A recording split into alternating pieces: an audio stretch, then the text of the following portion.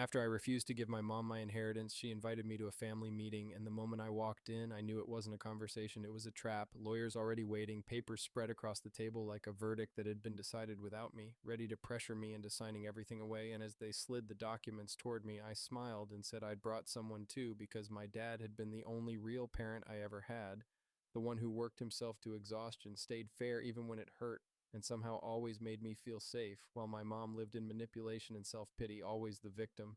And when they divorced when I was 12, it honestly saved him, even though she took everything, drained him with alimony, and never looked back while he just worked more so I wouldn't feel the weight of it. And 6 months later, she married a real estate developer and stepped into a life of mansions, luxury cars, and vacations, followed by my half siblings, her perfect children for her perfect new life. While my dad never spoke badly about her and only said she was still my mother until last year when he died suddenly of a heart attack and left everything to me, warning me she would come for it, and she did, first with fake concern, then guilt, then demands to split it with family, meaning herself and people who barely spoke to my dad. And when I said no, she showed up unannounced, blocked my driveway, told me to be reasonable as if reasonable would have been visiting him in the hospital,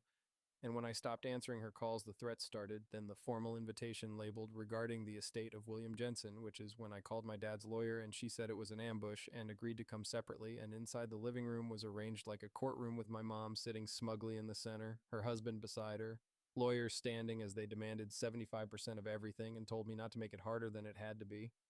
And that's when I smiled and said I'd brought someone too, and my dad's lawyer walked in, silencing the room as she called their agreement illegal and warned them about fraud and extortion charges.